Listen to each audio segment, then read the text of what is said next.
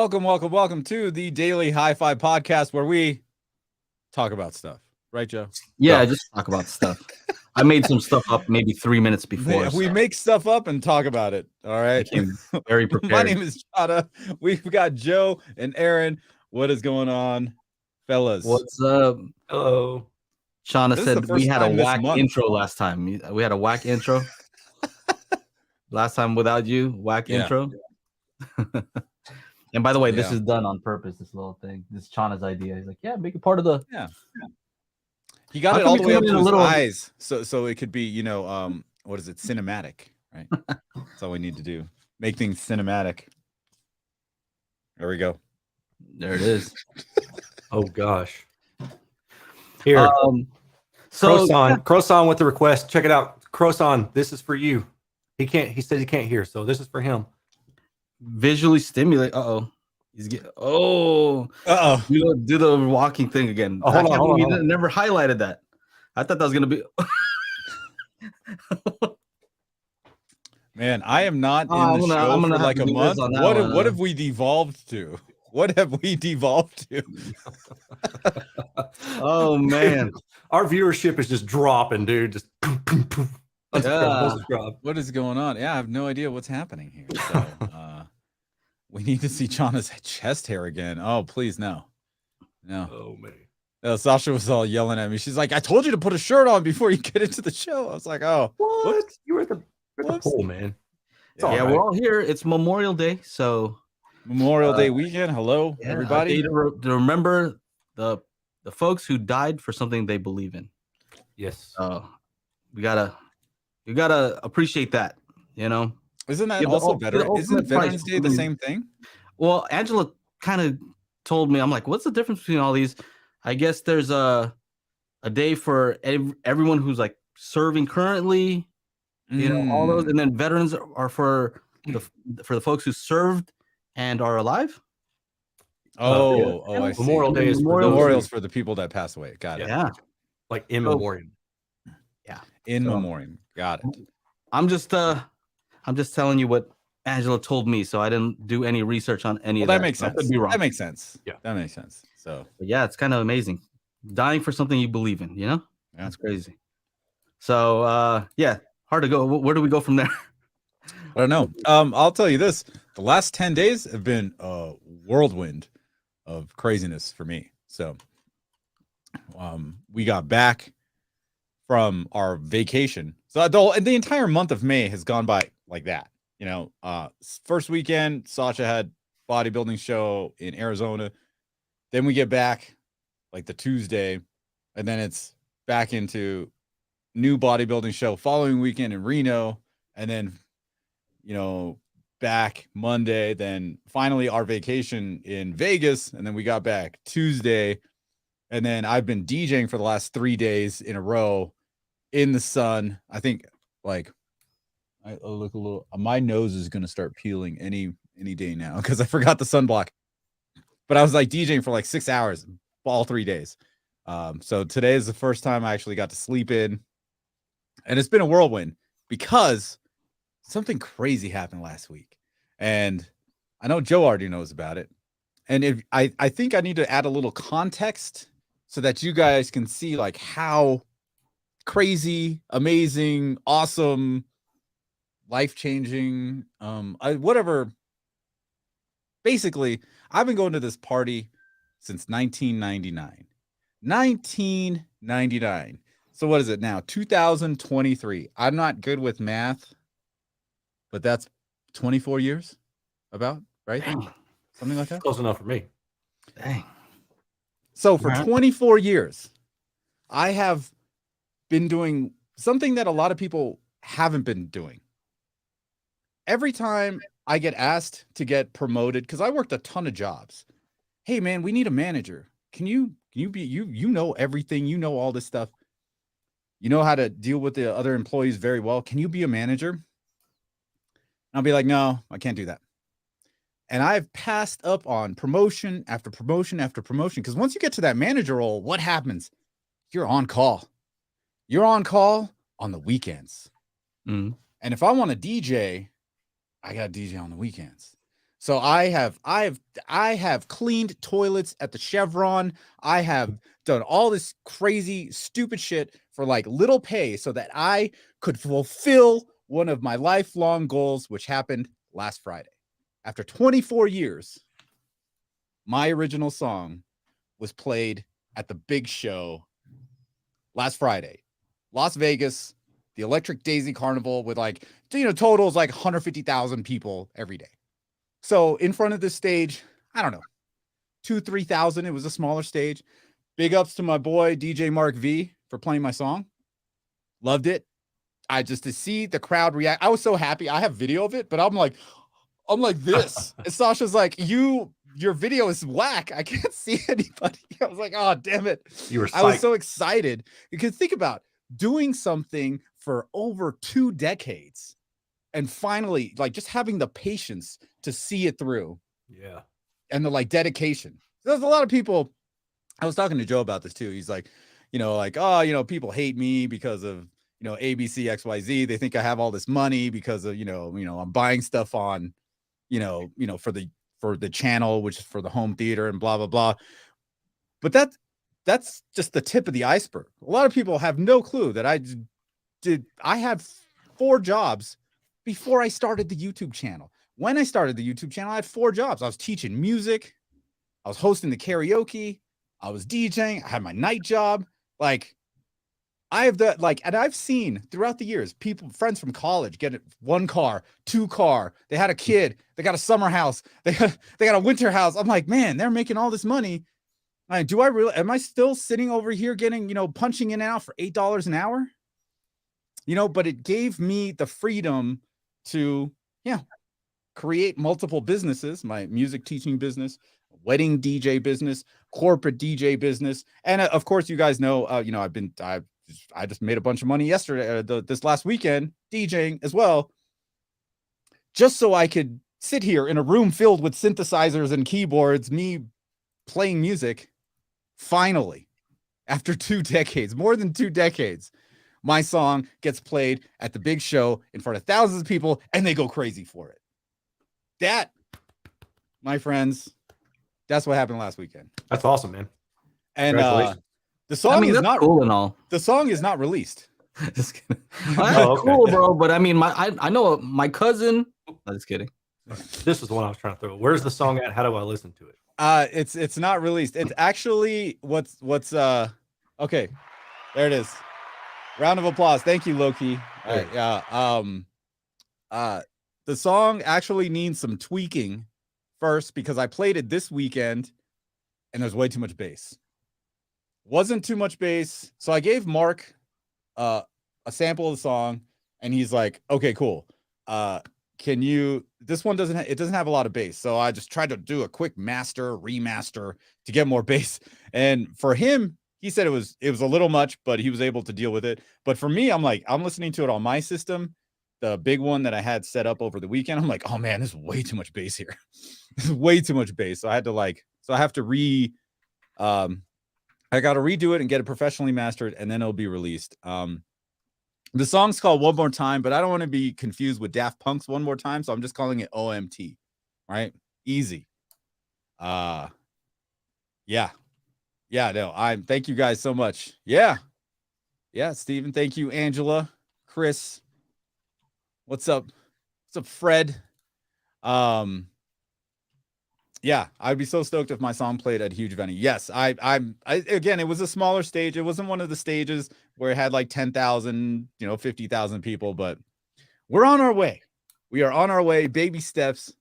And yeah, it's just amazing. It's amazing. The feedback I got, whoa, it was awesome too. What happened? Sorry. I'm trying to find a video.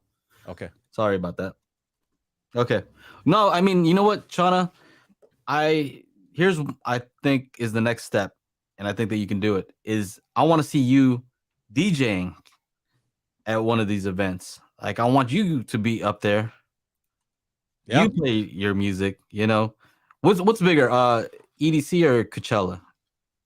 Which one would you? Coachella is the more mainstream. Okay.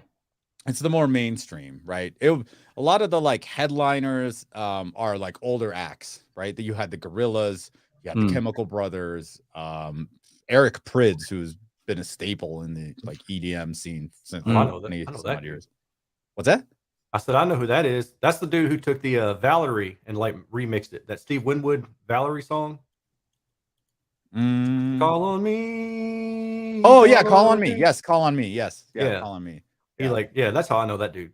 Oh yeah, that was his first like hit like 20 some years ago. It's crazy. That's cool. So yeah, Fred says, does it support Oro 3D?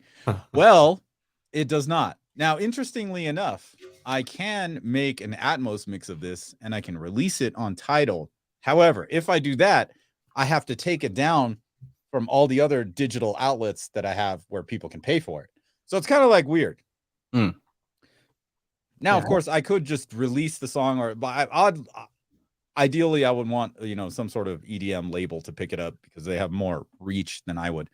But I could make an Atmos mix just for you guys and then release it myself, like I have always been doing. Just I could probably make an Oro 3D mix. Something to mess with. We could make an Oro 3D mix. Oh, that's awesome, man. I really do see that happening, though. You know, I mean, I know it sounds corny, but I told John, hey, man, this stuff is pretty easy. You just visualize it. And I know, you know, people are like, oh, that's like some woo-woo stuff. Woo, you know what I mean? Like fake stuff.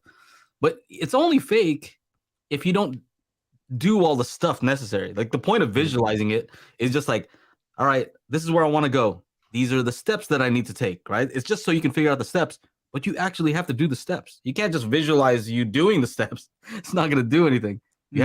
It's just to figure out what steps you need to take. Right.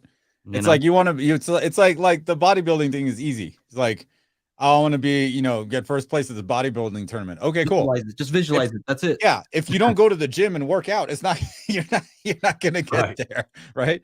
Yeah. So yeah. Just doing all the right things. And like for me, I'm big on the visualization part, just because the stronger you visualize it, first of all, it lets you know whether you really want it or not. Because you may visualize like, I don't really want to do that and all the steps. That's a lot of work. Okay, well, that's fine too. But it may help you in those times when you're like, you have to, you know, bodybuilding, you have to work out, you have to go through the stuff that you don't want to do. You might not be feeling well that day, but you still gotta go. You gotta go, yeah. The point of the visualization. So anyway, I don't know that that's what this channel is about, but you know, hey, well, you know what? I got to hear my song on like a 40,000 watt sound system. So that was pretty cool. That was pretty cool. And they had like dancers. I got to try and get like what little video I have of it. I got to get it up on Instagram or whatever. But there were like dancers on the little stage thing. And then I went up to say what's up to Mark on the stage, and he was like queuing up a song, and I saw like a little break in the current song that was playing, and I was just like, oh, I'm gonna do some effects here, and I just affected the thing, and then boom, brought the bass back in, and he's all bouncing. He's like, yeah, that was badass. I was like, thanks. So already I'm trying to get that visualization of me just being up there doing it myself. I don't even care if I'm on stage doing a back-to-back with somebody else. I don't care. You also took a picture at a Porsche dealership, so I imagine that, you know, you're probably sitting there. I like the smell of this new one. I wouldn't mind this in the garage. Porsche dealership. Oh yeah, I saw. I'm actually going to LA next weekend to just hang out with my mom before all the wedding craziness starts. And I do have an appointment at the Porsche dealership. And the guy's like, "Well, are you ordering a car? Or you want to test drive?" I'm like, "I just want to sit inside and smell something." That sounds dirty, but that's really the idea. That's really the idea, right? I visualize the car sitting inside, and I live in Mammoth, so we don't see these kinds of vehicles like on a daily. Like when we were in Arizona, man, I can't tell you how many Porsches I saw just driving around. Yeah, it was crazy. There's a lot of them, but yeah, I'm all about it, man. I'm all about it. Yeah.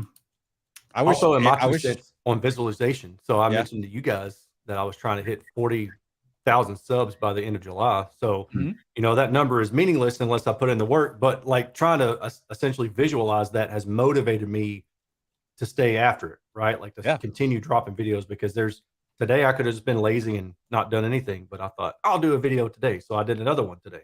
Wow. Just stuff like that, you know, trying to stay on top of it. Visualizing is not just picturing it. Like you said, but it kind of gives you something to work toward, and then you just got to do the rest.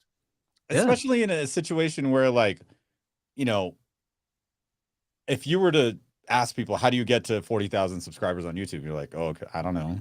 Upload some videos. Like, there's no like path, right? Yeah. But it's like me saying, I want to play the main stage at Coachella. Like, there's no set path for that. You have to build up to it. Yeah. Like no, I mean, yeah. I think we've said enough about visualization and the importance of all that. Yeah, you gotta visualize. Wasn't that like a Karate Kid thing? Like visualize the attack. What was that? I keep hearing that. I'm gonna Google this and see if I can find it. Waterboy. It was the Waterboy. His coach visualize the attack. Yeah, that's what it was. That's right. Imagine people looking like puppies and stuff like that. Yeah. You too stupid. I'm not. Let's see here. Are there you guys see any Memorial Day sales? If you guys have any Memorial Day sale info, I'm not really looking for new stuff, but I know some of you guys are. So Elon Osborne, some awesome sales, post them up here so other people can see it. That's what we do here. We all help each other out. So if you see something, post it here. I know Elon Osborne posted some stuff. I forget on which one, for maybe his Instagram. I saw him post something. Wow. Emotiva or Aperion. Yeah. Epson 50/50. That's why 7,500. Fred says SBS has a sale on subs. Now, speaking of SBS, I have something here, and this is what I was trying to pull up from Reddit earlier. Never a good place to go. No. You said the R word. It's okay. Not much good comes from Reddit. Somebody posted here on what is this? Home theater, and they said it was just an email they got from SBS. Says, thank you for your recent purchase. We wanted to let you know we refunded you the amounts listed below for our order because a lower sale price we recently offered. There's nothing you need to do. The funds have already been applied to your credit card or original payment method, and so it shows here. They refunded them $200. And that's cool. They didn't have to, they didn't make a big deal out of it. It's just that this person posted, and how many people? 1,000 people viewed it. So to me, that's great marketing, but it's more to do with just how they operate. I mean, this is really how SBS, how they work. Yeah. It's not a marketing trick. You know what I mean? Although it is effective for marketing. But that's why I like dealing with those guys. They're just legit. Yeah. So not a Memorial Day sale, but my Best Buy Magnolia just renovated and had a ton of open box sale items. You can find that stuff out too. You know what's funny about SBS? When I said I'm looking for a subwoofer, like they chimed in on Twitter, and I know it's not Nick who's handling the Twitter stuff. I'm like, is this for real? As I emailed Nick, because they were like, oh, we have some options that would fit your criteria. So I talked to Nick, and he's like, well, we're always down. If you need anything, you just let us know. So I think that somebody did just post about a pair of SB3000s would work great in my space. Oh, yeah. And I'm like, oh, that's what Joe said I should do. So can't go wrong with those. Yeah. So maybe I've got, if you guys, spatial tools. I think we messed up. I think we should have done a sale. I mean, there's a sale on the website. If you just wait long enough, it'll pop up and be like, hey, here's a discount code. So okay, there you go. I mean, there's that, Ariel. If you just hang out a little bit, or I don't know how it's set up. If you move the cursor to the X up the screen, it's like, hang on. I was just on the site yesterday. Maybe if you just go and start complaining, like go to the customer service and say, okay, real quick. So yes, what Chana said is true, but it reminds me of something else. We got a 1-star review from someone who said, this toolkit's useless because the sound that's supposed to be going to the left is going to the right speaker, and the right is going to the left. This thing is whack. So they messed their stuff up.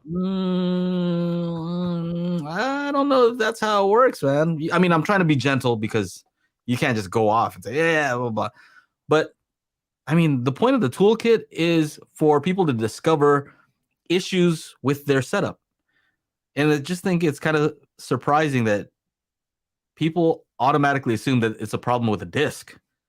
Yeah. Or they're like, that's the conclusion some people come to, is there's something wrong with your thing because it's supposed to be coming from my heights and it's coming from my surrounds. I'm like, I think that's a setting on your thing.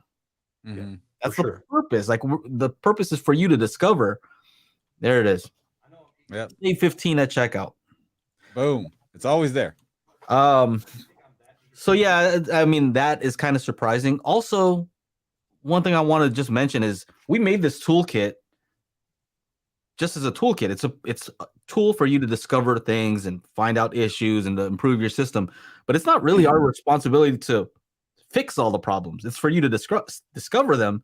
Yeah. But I think some people may be confused and think that we're responsible for fixing the issues too that they find.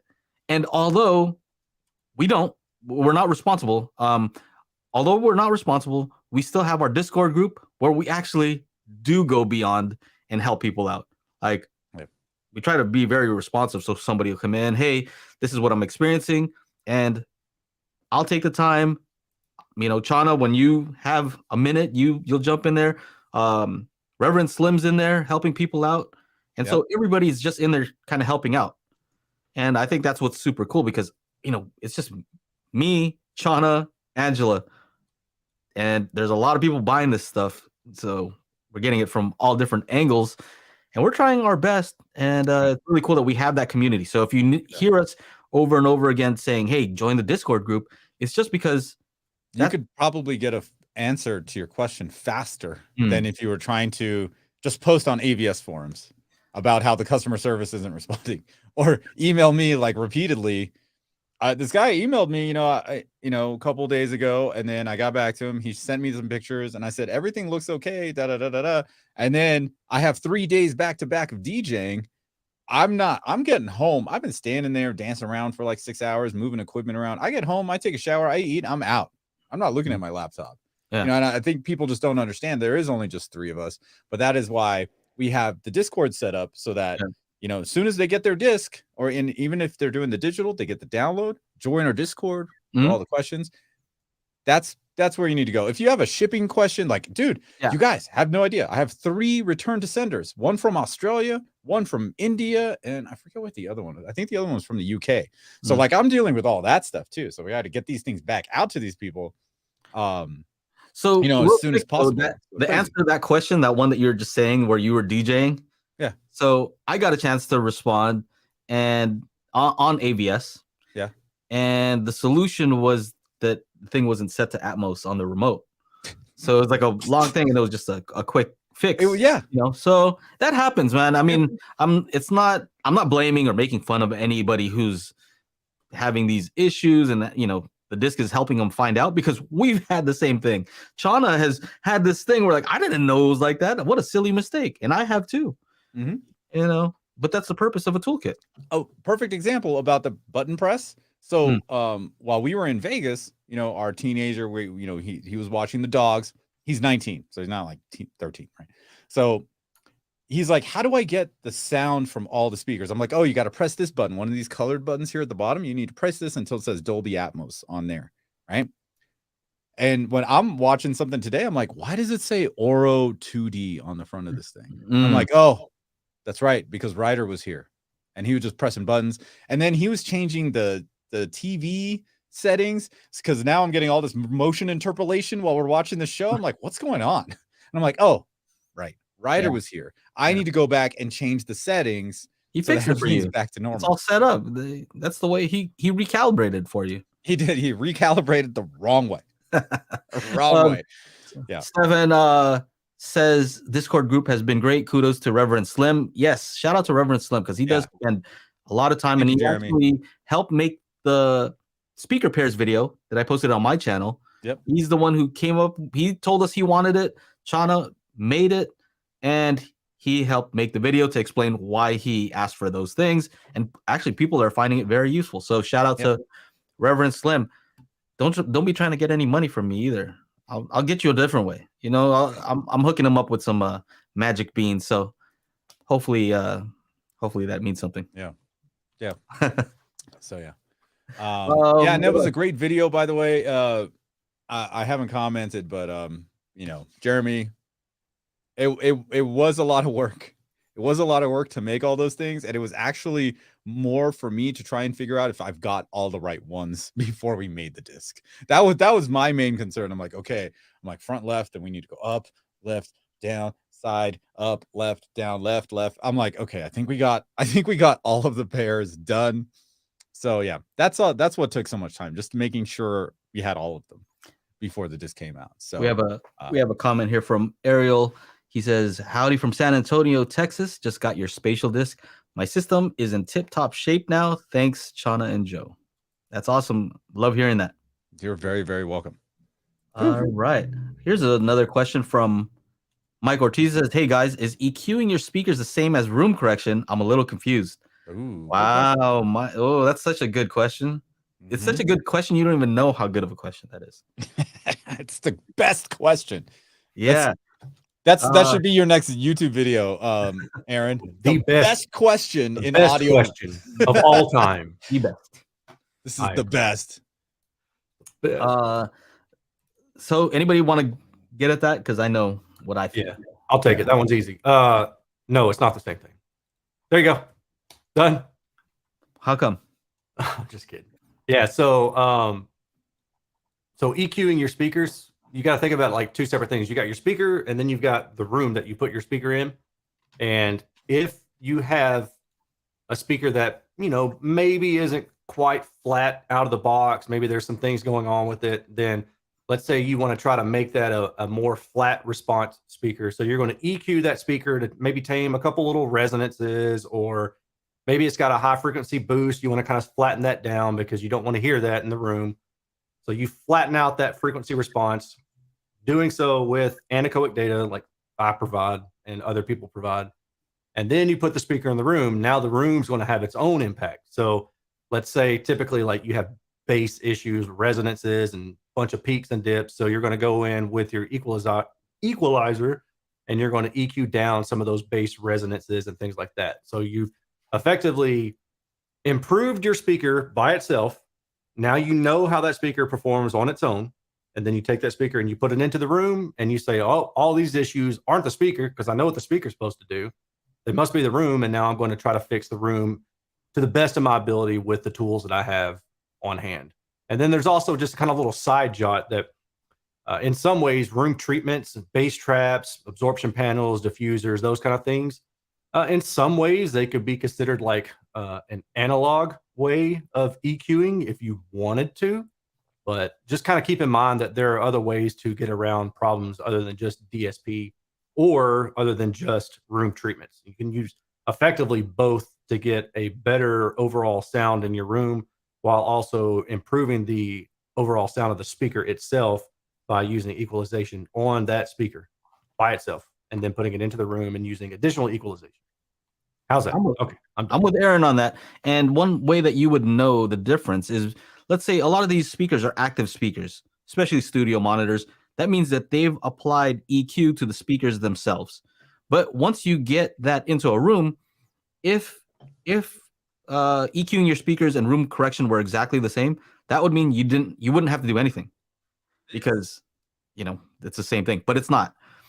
So the speaker can be EQ'd, but you still need to do some stuff because it's in that room. Just kind of like, hold on a second, getting a special delivery. Thank you. Nice. Oh, she wants this. Angela says, okay, it's distracting. What you want to see? Okay, so yeah, it is. she's like, that's ugly. That's ugly. Get that out of there. So yeah, they are different, and a great example specifically is in the bass. Let's say you have a sub that measures perfectly flat. You get it in your room, and let's say you set up 3-4 of them. Well, if you didn't need to do anything, then that would be great, but you definitely do. You really want to make the response as smooth as possible, and that is, I wouldn't call it room correction though. That's the problem. Yeah, it is still a correction that has to do with what you're doing to the speaker itself, but taking the room into account. So it's a little bit of a misnomer because you're not fixing the room itself. You are accounting for the room. So hopefully that helps. I don't know that it does, but I think that's pretty much it. I think it does. All right. What other things we got here? Let's do the Michael Walker one real quick first. Okay, go for it. Let's see here. Michael Walker, did Technodad get one of the limited Nakamichi dragons for review? The answer to that is no. And Michael, you already know this. Michael was so nice to offer to send me his to review it because he got one of the first 500. Wow. So they did, which is kind of silly. Okay, I was gonna say a different S word. Yeah. But basically what happened is this. And I don't know what's up with audio companies. They're just not getting it. They're just not getting it. Right? Joe and I we talk about this all the time. They just don't get it. They hype everybody up at CEDIA. They hype everybody up at CES. And then they make 500. Yeah. Isn't that like the Nintendo and Nintendo Classic does that? PlayStation, all of them. Yeah, hype you up and then it's limited. Can't buy it. Look at the demand, amazing demand. Yeah, and then it falls short. Whereas like these guys are hilarious. Chris Mano, I thought he was pregnant.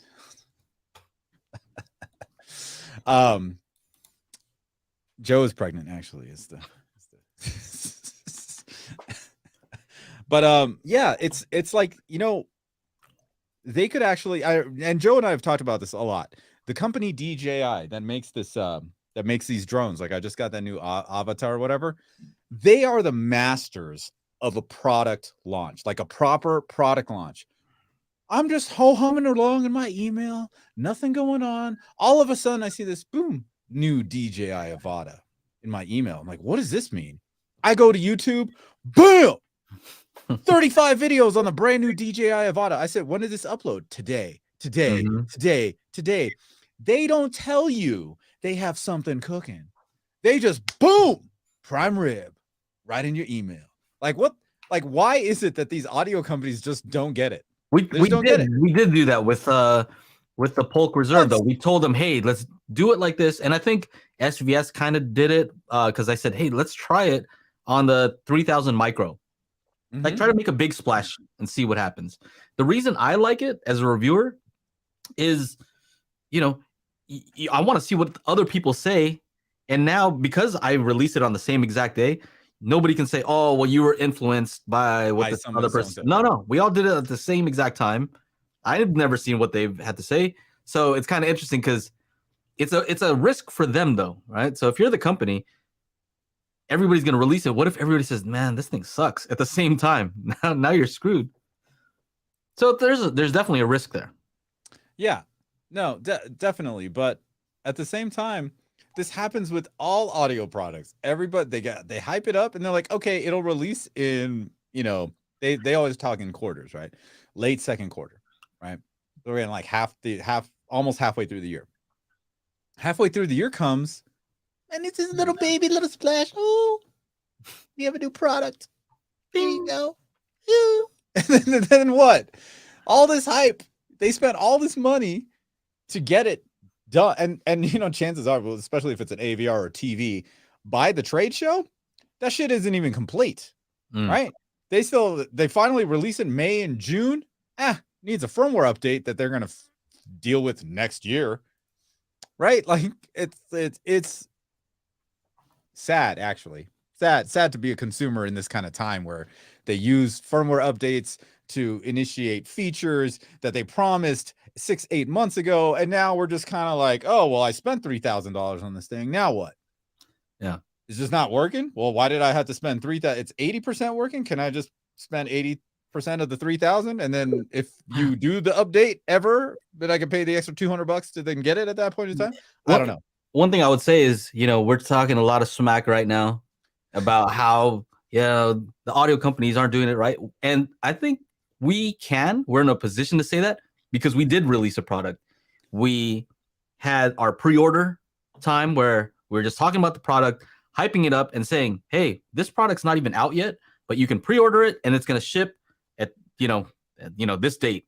We can try to get it out at this specific date. We're a little bit late, but people got their stuff. And so we've kind of done what we're saying to do, but we had enough. It's not like, hey, we ran out. We weren't playing that game. So anyway, we've done it.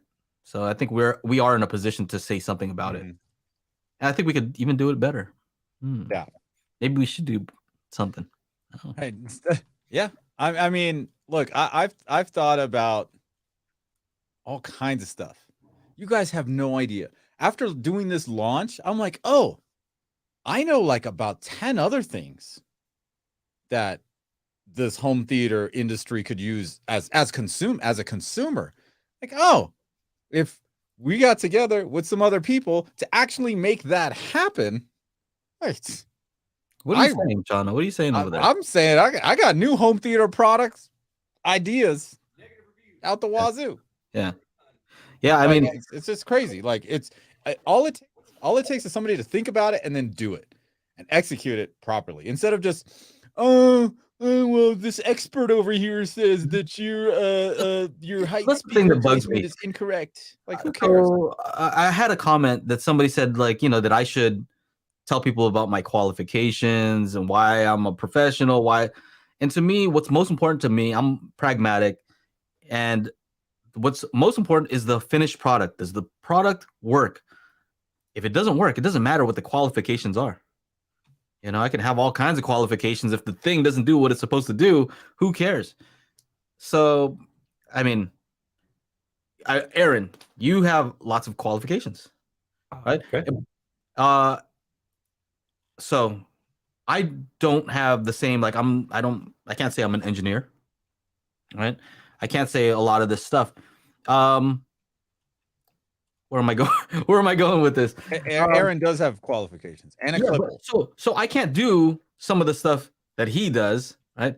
But I can still make a disc. Nobody has to give me a qualification to make a spatial toolkit. I can just go and make it. I don't need to ask for permission. You can buy the stuff and make it. You go through the process and you do it. And the reason I kind of go back to this, because I ran an IT bit. So here I am. I am kind of going back and saying I had an IT business for over 10 years. Well, I didn't pass all. I didn't have to do all this stuff. I just ran the business, and people, they just wanted something resolved. And if you said you could do it, then you had to. They're going to pay you if you resolve the issue. So at the end of the day, it's about can you get something done. And so we get that a lot, though, Chana. It's like, what makes you qualified to do this and that? What makes you qualified to talk about Atmos? Hey, what makes me qualified to have a song be played for hundreds of thousands of people? I don't know. I know how to make good shit. Is there any qualification for that? I mean, and then who do I need to get qualified from? Somebody that's been a home theater enthusiast for 20 years? Okay, great. Me too. And what are your qualifications? You have a blog? Great. I had one of those back in the day called the Frosted Pineapple. You got well, now you know. Well, I'm just saying that there's too much trust in authority. Go ahead and ask questions. Like, somebody can say they're the authority, but there's no problem questioning them. I question authority all the time, and sometimes you find like, oh, you know what? They didn't consider certain things. Like that last traffic stop, huh? Like, I'm not getting out of my car. What you talking about, Willis? I'm just saying that it's more about trying to figure things out and not having to ask for permission. Yeah. To say, hey, am I allowed to ask this question? Like that? No, you just go and ask the question, see if you can figure it out. And verify with other people who you respect, who have also done things, and say, does this sound right? Is my methodology correct? Right. So anyway, I guess the reason I'm talking about that is because I think that we can do a much better job remixing some of these, big blockbuster movies, and it wouldn't take a long time. So I'm up for that challenge. I'm down to, take No Time to Die and just the cave scene. And I swear to you, I wouldn't spend longer than an hour. And I think I could have something way more immersive, way more convincing, realistic, And that's not even with the stems. That's just like give me whatever's there. Oh, dude, I got you, man. I got that new boom library. Whew, we can make anything. So all I'm saying is, I think I can remix a lot of this stuff, make it sound a lot better for people with Atmos systems. But do I have to ask for permission to do that, or can I just make it, give you a product, and let you guys decide? Because if it's awesome, it's awesome. All right. I've been doing Atmos remixes of some EDM tracks. Somebody's like, is this official? Is this licensed? I'm like, no, it's me having fun. And I'm a consumer. So what does that mean? I want to make sure I spent all this money on something that's cool. Every Atmos mix that you hear from me that I do with music, I'm trying to make that shit trippy as fuck. Like, that's it. I want to make sure you're like, what is happening? I need to close my eyes to hear. Whoa. Well, a buddy of mine was in here listening to the one I did for the Escape song, the KX5 song. And he's just like, I got to close my eyes. And he's just like, whoa. He's like, this is insane. How did you do? What? He's just like looking. He's got his eyes closed and he's just looking around the room because the sounds are coming from all over. And it's amazing. And it doesn't take, dude. How many, like, people want to talk about qualifications? Did Jimi Hendrix know how to play the guitar? No, he just got up and played it. Eddie Van Halen was a drummer. He was the one playing the drums. And then his brother started playing the drums. He's like, well, okay, I'll go play guitar. He didn't learn how to play guitar until after he was playing guitar. It doesn't really, the qualifications don't actually matter. You make some cool shit. Yeah. What does it matter? And I think it's just the people that are just trying to throw shade. And well, that's it. This is people that are hating, it's all good. Because we're talking about science, and their response was, well, you don't want a doctor that's just read all kinds of books and doesn't have a qualification. I'm like, yeah, of course, of course, and you can't do that. Somebody just can't become a lawyer. I get all that, but I talked to Dennis Berger. Right? I respect what he has to say, and he said, you know what? I love this line. So this is all him. He said, science is not about math the way people always think, like science and math. They kind of just, he's like, go hand in hand. Science is, what did he say specifically? It was like, I don't want to mess up his quote, but he said science is about uncertainty. And that, to me, that's really what it is. It's saying, I don't know. I'm not sure how this goes. Let me ask a bunch of questions and kind of eliminate the stuff that I'm sure it's not. It's not necessarily saying I know exactly what it is, but I know what it's not. And so when we're talking about audio and we're talking about uncertainty, there are a lot of people who are certain about stuff that they really shouldn't be certain about. They should be uncertain about it. And a lot of times people talk to us about stuff that, they say, hey, we're not certain that the frequency response, any of that stuff actually translates to what you hear, and you should be uncertain about. Like, no, actually, there's a lot of experiments done about that. We actually know that there is a correlation between the two. So that's an area where we're not uncertain. So I like that. I like the idea of that science has to do with uncertainty, and that we have a method, the scientific method, to figure stuff out in a way where we can become more certain. It's just narrowing it down. It's not saying I know the answer, because the great thing about science is you can ask a question and say, you know what, you thought you knew the answer, but actually it's more this that's causing it. And it's because you always keep a certain amount of uncertainty. I don't know. What do you think about that, Aaron? You're the engineer. We have to defer to you. You're the actual scientist. The scientist guy. I don't know, man. I agree. How about that? I told you on your comment on your recent video, I'm like, dude, you're a smart dude because you say I don't know. Only smart people say I don't know. Yeah. You know what? I had one dude say that to me on a forum one time where somebody asked a question, or no, I think I started a thread. It was a car audio thread, and I was like asking about something, and he was like, I can't remember how he said it. It was basically like surprised to hear somebody ask something that they thought was relatively simple, so nobody else asks about it. Sure. It's always operated by that. Like I have no shame if I don't know. I just don't freaking know. And dude, if you try, like in what we do, if we try to make stuff up or make it like if we know we don't know and we still try to go against that, people are going to find out. Like it's not going to take long until it gets to the person who does know. Yeah, and they're gonna show us up, man. So it's easier to just be like, yeah, I don't know, you know. See, sometimes I ask you and you say I don't know, but I'm like, maybe he just doesn't want to explain because like, you know, I don't know. Maybe it's too complicated, so he doesn't want to explain it to me. I think most of the time, I don't know, bro. I don't know, or I have an idea, but I'm like not confident in it, and so I'm just like, I'm not going to talk about it. And if you're like specialized in one thing, it's not like you know that part of that one thing, but to go into like all this extra stuff, like if you were to ask like your favorite Atmos mixing engineer, not me, but your favorite one, whichever that person happens to be, hey, can you mix this so I can play it on my home theater? They'd be like, oh, I don't know. I can give you this file and you won't be able to play that file, because what you're talking about now is authoring and distribution, not mixing the Atmos. So there's when you have somebody that's specialized in that, they're just mixing the Atmos, dude. And I know in the after show, and I think this needs to be stated. The person that's mixing the Atmos is not creating the actual song. They're not creating the emotions. They are literally balancing the sound through all 11, 15, 16 speakers. They are not creating the music. They are not creating, they are just mixing it. Because I know Dawn was like, oh, well, you know, but when the, you know, the right song hits in the movie, it really gets you in the feels, you know? Yeah, that's the composer, not the mixer. The mixer is literally balancing sounds. That's all they're doing. That's all they're doing. So just so there's no confusion.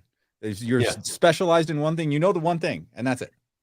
That's it. So is the Atmos mixing engineer going to know about proper speaker placement in your home theater? Probably not. Probably not. Probably not. Might have an idea, but probably may not know as well as other people who actually are experts in that, right? In that do that. Yeah, exactly. So yeah, for sure. So, yeah. Well, it was cool to have Anthony on. Was it last week or the week before? You know, like Joe and I were talking about this. There was a lot of stuff that Anthony was saying that Joe and I know, and we've been talking about for a long time, but it's nice to have somebody else come on because, you know, sometimes people don't want to take my word for it, or they don't want to take Joe's word for it, or don't want to take Chana's word for it. So you get a third party opinion basically, and they're saying the same thing. We don't perk up and be like, told you so, but we are sitting in our heads like, yep, that's what we said. That's what we've been saying. And you know, or that we're saying wah wah wah. and then there's stuff that I don't agree with him on, and I'm allowed to do that. Yeah, just because he has been doing this for a long time, it doesn't mean I have to agree with every single thing that he says. I mean, why? Isn't that where it gets interesting though? Where if him and I disagree, and then we talk about it, and maybe I'll learn something about why he thinks the way he thinks, and maybe he can learn something about why I believe what I believe, and maybe come to a new conclusion that's a little bit more nuanced. It doesn't have to be this, oh, he's going to prove you wrong, and you're going to prove. It's not always that way. Definitely not. And the thing about becoming, you know, an expert at something, I mean, I know for sure for me, I run into this.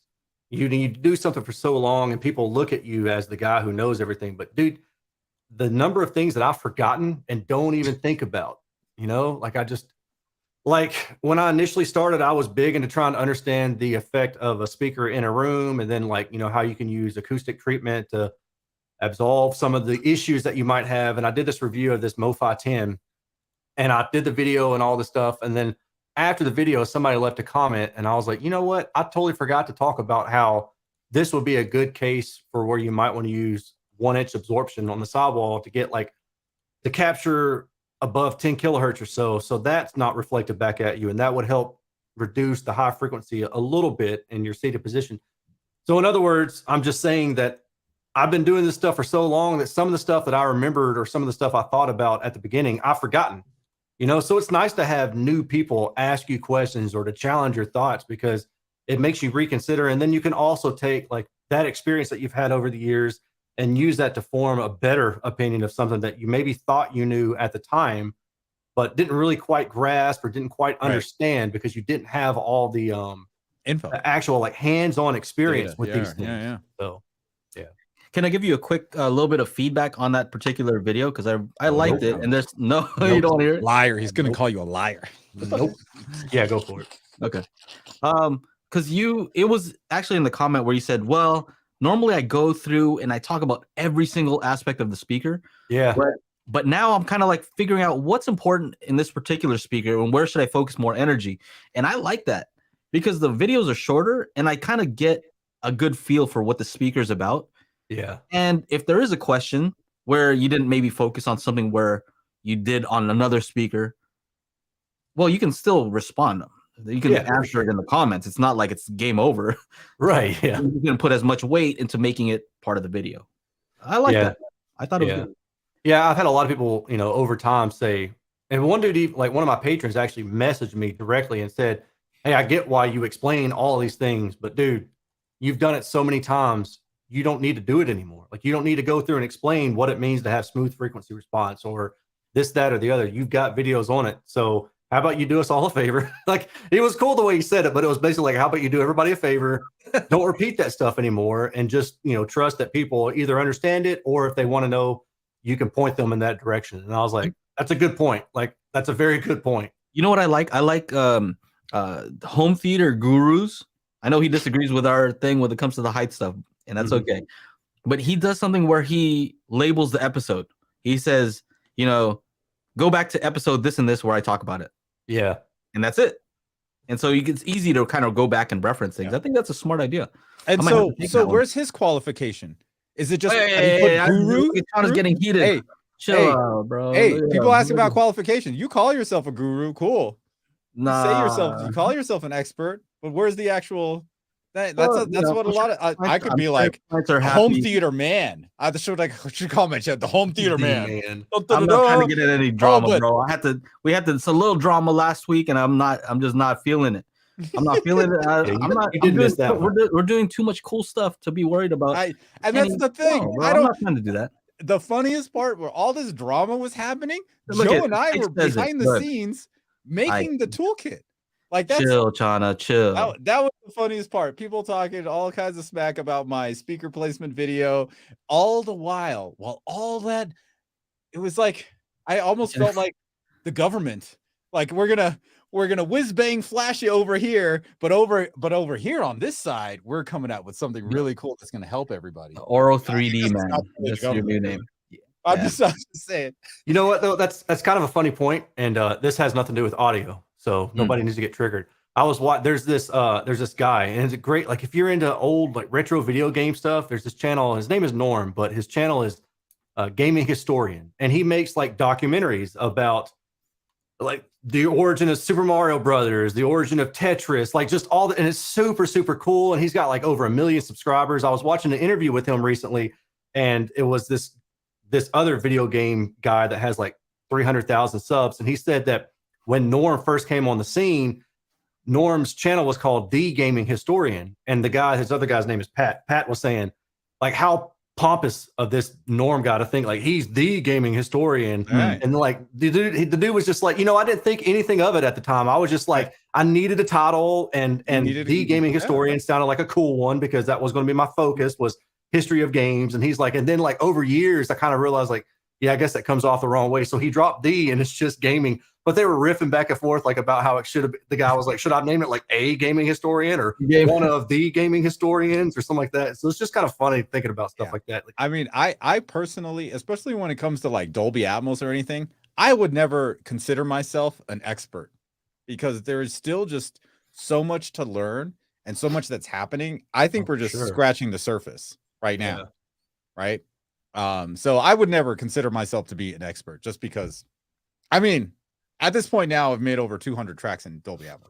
But I mean, it's like still, like you'd have to look at all the patents and all the stuff that Dolby has made. Dude, and not only the white papers, but you got to read the blue papers and the red papers. So many color papers. I haven't even gotten to the first one. Necessarily want everybody to know exactly how it works, but let's just say back to the qualifications. I know somebody who could probably recreate Atmos like from scratch. His level of knowledge when it comes to this stuff it's next level. So I get to talk to this guy. I get to talk to Dr. Floyd Toole. I I can call him up and hopefully he answers. And I can do that. I could talk to Aaron. I could talk to, Charles Sprinkle and people who I respect. And I respect them because of what they've done. It's not because it says doctor in front of his name. Right. It's because he's come up with things and I test the things that he's come up with. I'm like, dang, he was right. Shoot. And this is actually a good segue to this. I saw this video here and I posted about it. This guy is okay. Here, see if you can see this here. So I posted about this, and he said his channel is Audio Masterclass, and he just basically talks about stereo and the issue with a 2 kilohertz dip. And I've talked about that before. It's in Dr. Floyd Toole's book, and this is my example. Are you going to just take his word for it? He says there's a 2K dip. And that's a problem with stereo, and that's why you should be using a center channel, because it alleviates the issue. And so he talks about that so here's the thing. This guy has a really cool experiment where he's just playing pink noise. He's playing pink noise out of both speakers, and he's like, move your head left and right. What do you notice? Mm-hmm. Do you notice that when you're directly in the center that there's a dip? I mean, I love that because it's a practical thing. You can just go and try it, and if you hear it with a pink noise, you're like, okay, what's causing that? And we know the reason. We know the mechanism, with regards to why it works, the interoral crosstalk cancellation that happens, and it happens around 2K. I mean, it all makes sense. But it's so cool that you don't have to know any of that. Just listen to the pink noise with your speakers and move your head, and you're like, oh, what's happening there? Yeah. I love that. So the qualification is that they're saying the right things, and you can test it for yourself. That's the qualification. Right.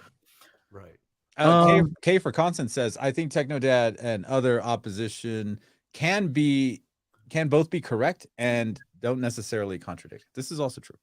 Yeah. I think it's about nuance sometimes, though. Oh yeah, definitely. It works in this particular situation, and you should use it if you want this. If you value this more than this, then this is the right speaker layout for you. Mm-hmm. But if you value this and this, listen to the other guy and don't listen to me. Mm-hmm. Yeah, that's very true, man. Yep. Everything that we do with sound, I mean, there's hardly any steadfast absolutes, and that's the tough thing about. No, there is one absolute. You listen to my song, you're gonna dance. You're gonna dance. You're gonna boogie. That is the constant.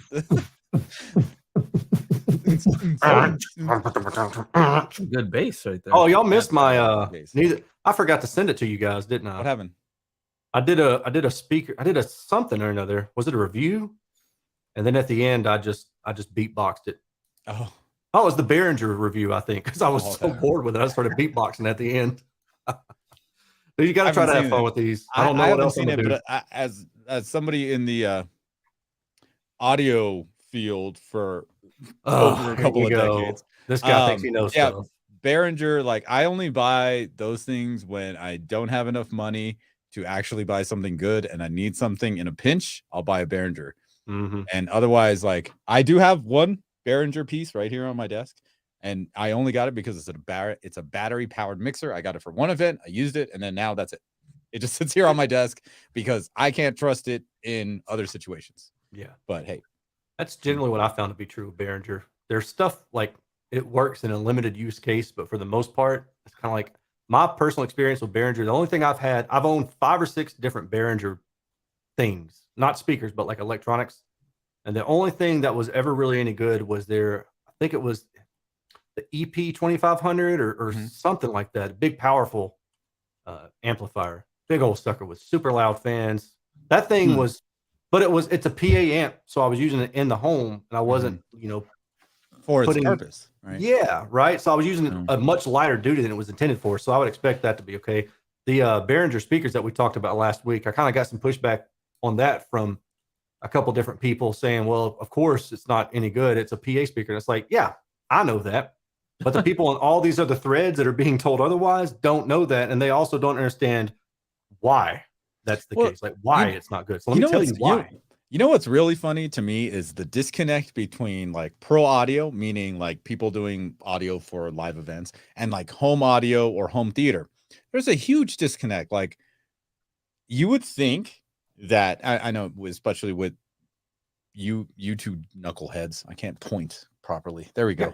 This corner. You guys speed bagging. Whoa. All right, man. What happened there? No idea. Anyway,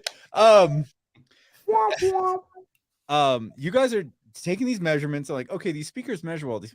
The amount of speakers used in pro audio that do not measure well for like people spend thousands of dollars. I wanted some focals that are like $4,000 a piece. Like there was a point where I almost pulled the trigger, and then like Joe's like, man, they measure like crap. Why do you want these things? And I'm like, why do I want these things? Yeah. Is it because just every music studio has them? So every music studio that has these things are listening to these speakers and trust me, if they're like hardcore studio people, they are not doing any room correction at all. At all.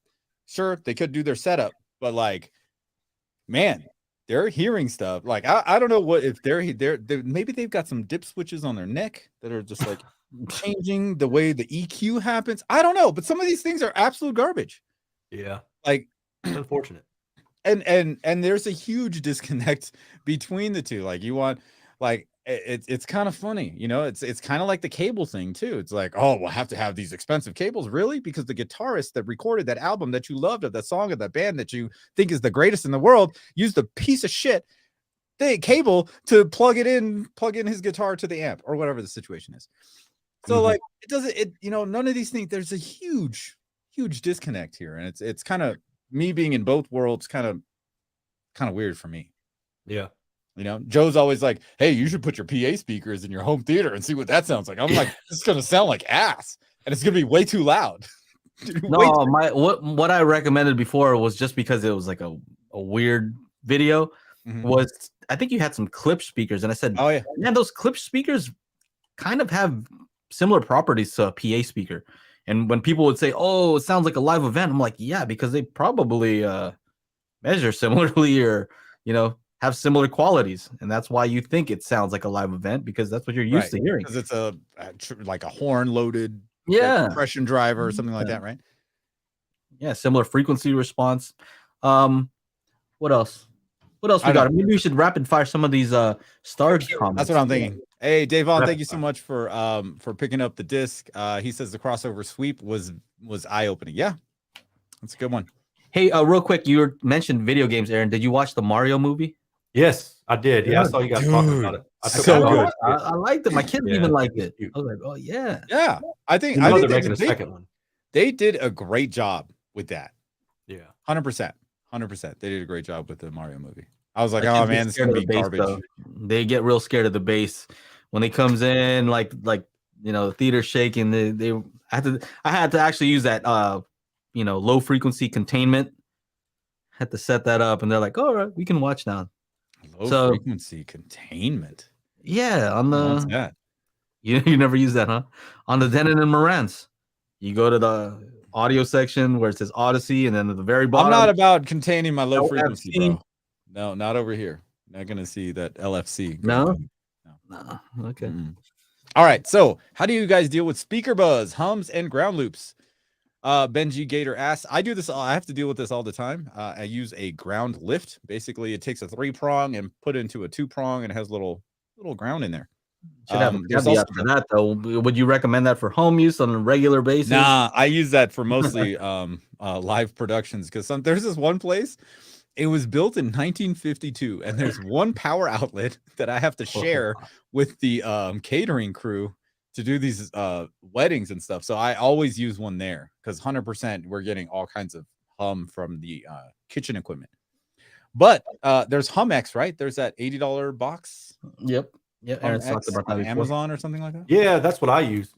Used. I love that thing. I did everything. So I had this really bad hum in my old home theater, or my home theater from my old house, and I tried everything I could do. Like, I built new RCAs. I did like the ground lift on the RCA. I did all sorts of crap. And I saw that reviewed somewhere. So I was like, well, why not? It was $80, I think, at the time. So I ordered that, and I knew it was coming from my projector. I like tracked it down to that. So I plugged my projector into that, and then that into the outlet. Never had any problems ever again. It solved them completely. So there you go. Here's some highly options. recommend trying that thing. Highly recommend. $59 to $80. Just type in Humex and Amazon, and you're good to go. Yes, sir. There it is. I actually been meaning to make a shield video for one of those, just to try to make some Amazon affiliate sales. Did you say a shield video? Yeah, just try to make a shield video. I'm just gonna straight up call it a shield video. I'm gonna be like, look, I bought one of these things. The sucker worked. Go to my Amazon affiliate link, buy it. If you don't like it, send it back. And will that be a whole new series on your? You know, I'm just gonna call it shield video. Shield videos. I like. To be honest, man. Like, what's the point? I actually made a video today, kind of talking about that and talking about like the issues with negative reviews. So, and this will kind of be pretty quick. Yeah. So we know that one of the things about negative reviews or like talking bad about a speaker is just kind of a pain in the butt. It sucks, and you don't really want to do it. We've had this conversation before. Yeah. One of the things that I'm experiencing now, though, is I've actually seen where I'm losing subscribers because of it. Actually seen that in the data. So I thought, well, this will be a fun one. It's not like a huge amount, and it's not proportional to the amount of subscribers that I've gained, I think, from doing a positive or a negative review, because then people like appreciate the honesty. But I've actually seen the subscribers drop. Right. Because you had some fanboys. They had some fanboys watching. They had the speaker and they're mad. Yeah, no joke. And then I've seen them carry it over into other realms of the internet and say, well, his measurements don't match, blah, blah, blah. Like, I actually saw that. Your experience. And I'm like, nobody else has measured these. Like, nobody, you know? So I made a video on that. I think it'll be kind of fun. And it'll be a way to kind of let me vent a little bit, but somewhat lighthearted. Yep. So you said you lost subscribers on that. On my rant video where I was complaining, I gained a bunch of subscribers. I lost some. Yeah. But like I gained more than most of my other videos. I'm like, I don't get it. Man. But you know, it kind of reminded me of something I wrote down here 3 minutes before the show. But is there an unspoken agreement between reviewers and viewers? Is there, because I know. I do. I have one. I know. We were talking to people, want to display ABC XYZ, and they're like, oh, well, we don't want to put any of these companies in a bad light because we have good relationships with these brands. And in my head, I'm like, fuck that. I have a good relationship with my viewer. That's the only relationship that matters. I don't care about these brands. These brands don't care about me. Right. What? You think Samsung cares about you? No. You think Sony cares about you? No. Those companies don't care. Right? I care about keeping it real with my viewers. When Vizio asked me to make a review out of their TV, which I knew was going to be a subpar TV, right? Because of the price point and how big it was. I was like, hey, look, I'm not going to show you this video, and I'm going to be brutally honest. So if you want to send it, cool. And sure enough, I talked exactly about what I saw. We are in I sit like 120 degrees off axis. And do you know what happened to the color on the TV? Oh my God. Even my wife was like, why is the color all messed up? I'm like, because we're not sitting right in front of it. And she's like, is this why?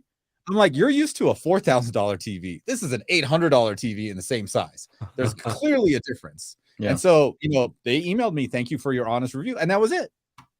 And like a year later, they sponsored some other videos. It's not like they like. That's like LG. Remember, they sent us to CES, right? So LG they're the ones who said, all right, these guys are cool. This is why they can come into CES, right? Because you have to have some kind of it's a trade thing. It's not open to the public yet. But that was right after I crapped on their sound bar, and they even sent me a thing for the holidays with a cookie that said like Joe and Tell, and one was like happy, and the other one was all like grumpy because I they sent you a happy joke out of it. They thought it was funny, but I was honest in my review, and they still, we're still cool. Yeah. So anyway, let's go.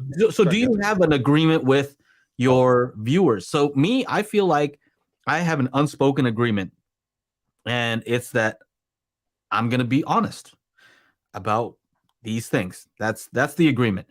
And my rant was more saying, this is not a written agreement. We don't have a written contract. So it's just kind of like assumed. And my video was more that maybe other reviewers don't feel like they have that agreement with you. So maybe you should be careful, because it's your fault if you assume that that they're thinking like we're thinking or how I'm thinking. Maybe they have a different agenda, and that's totally cool with them. And it's not my place to even say what they should and shouldn't do. It's your place to decide, do I trust this person? Does it seem like they have this agreement? Because at the end of the day, I'm talking to the viewer. It's your responsibility. Buyer beware. I said that last time. Yeah. It's your responsibility to make sure that you're not getting scammed and, you know, tricked into doing stuff. At the end of the day, it's up to you guys. So actually, I can answer that one with an email that I just have had exchanges with a manufacturer for Airtie, who they were at the Florida Audio Expo. I heard some of their speakers, so I reached out and asked if they would be willing to send a sample for review, and they were like, sure. And they kind of just, you know, asked me what my typical thing was, and I said reviews typically take me anywhere from 2 to 4 weeks unless I run into any hiccups, and I typically don't provide manufacturers any insight into my review or data. The exception would be if I see something that doesn't make sense or differs from any previously published data. I do this as a means to keep any manufacturer influence down, and my audience has grown to trust me because of this. There are, however, cases where I feel it necessary, and I will let the audience know. And their reply was just like, cool, like no problems. We're going to send the speaker out anyway. We were just kind of curious what your process was. So I basically over-explained for no reason, but that's my answer. I mean, that's literally the email that I sent to a manufacturer, and it's the same thing every single time. I've had one manufacturer try to get me to sign something, and you guys might remember it. If I said the name, you would definitely remember it, and I'm not. But I basically replied back to them like, you're nuts. I'm not doing any of that. You're getting free advertisement from me, you know, by me even reviewing this thing at all, because otherwise, you know, how else people are going to know you're a brand new company? And no, I'm not going to be liable for any damages. I'm not going to hold on to my review. You're not going to get to see it earlier. And I thought they would not appreciate that, but they came back and they were like, okay, sorry. We'll send you a pair to review. I was like, cool. That was that. Yeah. Yeah. Some companies want you. Well, I remember somebody wanted like my credit card. I'm like, credit card? I ain't get out of here. That. For no. what? Let's be real, man. I mean, we really are an extension of marketing. That's really the only reason why anybody would loan us anything to review, is if they think it would help put them in a positive light, you know. And I know that it doesn't change the fact that I'm going to do my typical process of a review, but I'm not stupid.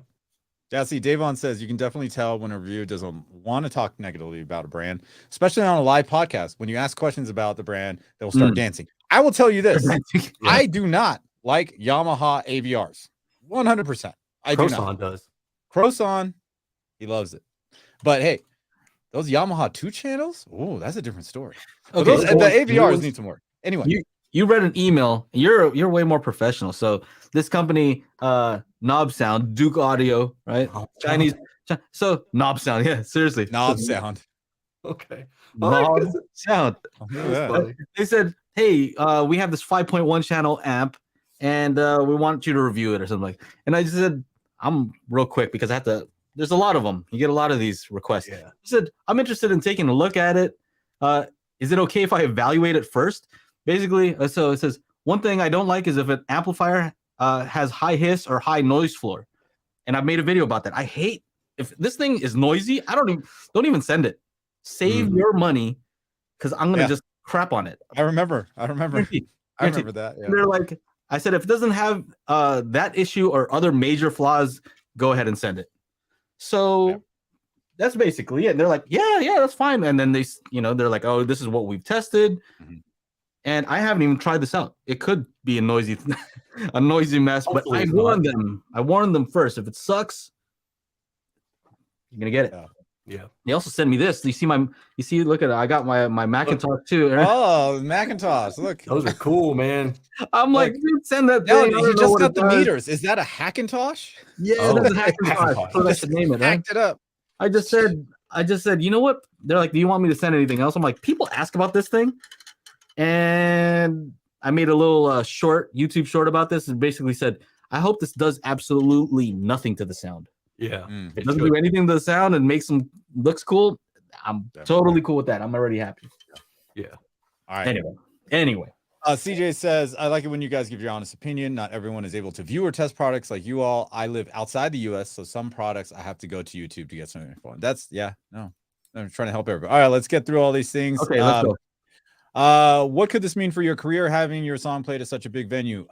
It's just more to come. I think it's nothing drastic is going to happen overnight. More things will start building, and it'll get better. What's your favorite movie when demoing home theater setups? Low key asks. I know Aaron's answer. No movie. What was the question? Sorry. What's your favorite movie when demoing a home theater setup? Aaron doesn't have a home theater setup, so yeah. Home Alone. It's Home Alone. Home Alone. Snakes. I don't know no snakes. What's your favorite movie, Chana? I mean, if it's a full-on movie, I don't want to say Ready Player 300. One. Ready Player One is so basic. 300. But it's a good movie. It is. Talk too much, bro. We talked to if I can say your answer, that's not good. Yeah, 300. Yeah, that's horrible. Because the lightning, it goes from here to here.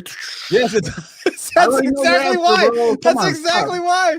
I already know. Loki also says, "Oh yeah, sorry, Joe. Go." Yeah. Well, I mean, this doesn't count, I guess, right? I'm a nerd, man. I'm a nerd when it comes to this stuff. I seriously, I want to know that it's working properly, and then, no, I'm not even joking. This is the truth. I'll probably listen to like some of the Atmos, like Amaze demos and stuff like that to make sure it sounds good, and then I'll watch a movie and I will not think about that stuff. Yeah. I want to know that it's set up properly, and I'm not paying attention to that. I'm just getting into the movie. Forget all that stuff. You know, I don't want to be in there holding my remote while I'm watching the movie, changing settings. Yeah. So now that has to be done way in advance. Yeah. That's my answer. I wonder why Dolby only mixes music in 7.2.4, but not for the folks that have 512 or 514. I wonder why that is. And then I saw Low Key asking later, can you mix specifically for 512? And the answer to that is a resounding yes. I can make a mix specifically for people with 5.1.2 speaker system. I can also specifically mix for a 7.1.4 and a 9.1.6. In fact, I was thinking about doing this on my latest song release. I just didn't have enough time to go from 916, 714, and 512, release those separately, and you guys can listen to all three of them on your system and see if it's actually better to have somebody mixing specifically for 512 as opposed to Dolby's, what do they call it? Matrixing, right? So you can do it. It just it takes a little bit of, takes more time. That's all. It takes more time. So you got 916, 712. What about 8675309? I don't know, Jenny. I'll try not to laugh in the middle of that. I couldn't help myself. Yes, Fred, you're 746. Well, first of all, it's not a 4, Fred, it's a 1. Are we answering this question here? I run the I run a 714 call out once a month after I found a cable between my AVR and amp came out from one of my height speakers. Just good maintenance. Hey, Stephen, this is why we created the SACT. You wouldn't imagine how many people actually have one setting wrong in their system and they haven't noticed that for years, months, years, whatever. Did I read that correctly? The toolkit might not be compatible with Panasonic players. That is only, I answered this already in the chat. That's only the digital version. The physical Blu-ray disc will play in any Blu-ray. Do I have one here? No, Joe has one. Yeah. I got rid of those things. I threw mine away. I'm just kidding. Spears and Munsell have a new video and audio discounts. Yes, Joe has purchased it, right? I got it. Yeah, I got it. I don't know what to do with all the video stuff. I need to go and read their manual. It looks intense, and that's not really my thing. But I do have some projectors to review. I have a BenQ HT4550. That thing's pretty awesome. So I have use for it for the video side. I was also curious about the audio stuff because it does do some stuff for Atmos. And I don't think it would be fair for me to say anything about that because I have, we have a competing product. So it wouldn't make any sense for me to say anything about it. It would be better if somebody else said something just because I'm way too biased. Right? Yeah, right. I mean, didn't they label one of the sections what I labeled one of the sections? I don't know. I don't know. I'll let other people say what they think about that, just because, like I said, it's just not fair for me to talk about the audio part. But I would love to hear what some of you guys, if you have the thing, you guys can say whatever. I spoke with Stacey Spears at the last 4K TV shootout because he's always there. Yeah. And they were creating their disc. They didn't mention anything about the audio to me, but we weren't making one anyway. So they have some really cool video stuff. When I was reviewing TVs, right, I set up this rack here so I can review 2 TVs at once. And one of the things, especially with OLEDs, is the run-in time or the burn-in time or whatever. And so they have this new video file that instead of running, like I made this custom made thing where I would just made all these color changing slides for like 12 hours and I would just play it, right? And I'd leave the room.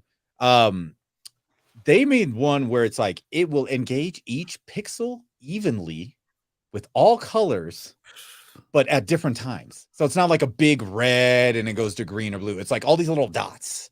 It's really cool to like help, run in the TV so that you can, get a solid, accurate calibration after like 100 hours of use or whatever.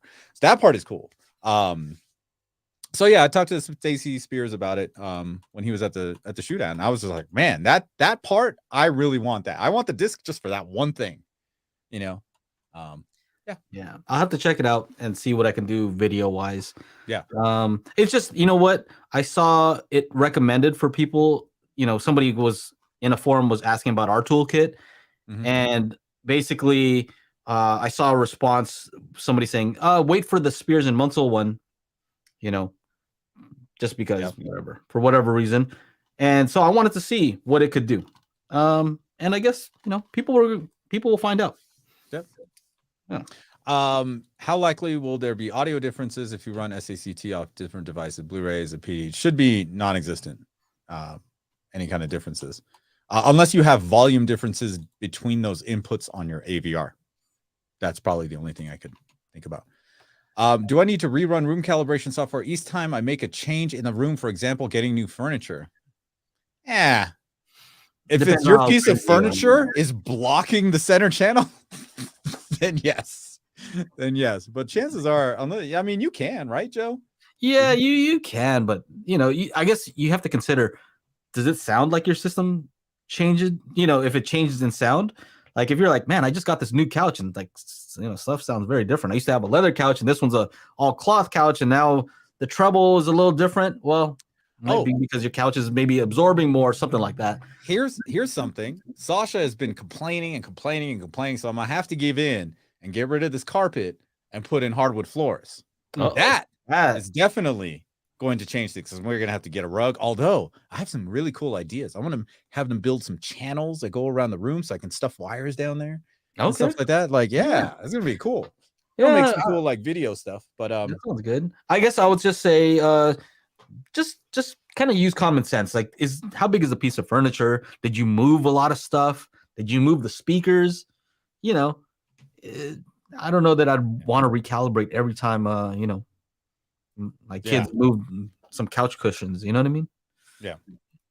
Just kind of play it by ear. Should you treat the room before EQing the speakers? Yeah, probably. Yeah, it would help. You want to do what you can do physically first. So I love it when people use the the timing test and the speaker pairs section, and they say, you know what, I didn't actually change the delays. I moved my speaker, so it was better timeline. Like, that's even better. That's going to be the best. What you're doing is the best. And so if they can do the same thing, okay, I'm hearing a little bit of too much reflection and it's it's bothering me. Okay, we'll handle that first and then apply EQ. That all makes sense. That was my dog running on the floor. That's Michael Walker, you people laughing at people like me who purchased the Dragon for $3,500 based on CES demo, but I trusted Technodad and my other experience with Nakamichi products. I think you're gonna like it, Michael. I can't wait to get one in, and thank you again for offering to send me yours. I would never accept that because it's a brand new thing, and I got so much stuff going on. You might not even see that for like another 3-4 months. Yeah, like, that's what I'm saying. Enjoy it. Yeah, you take it, you enjoy it, all that kind of stuff. I'll take it. What happened? What did you say? I said I'll take it.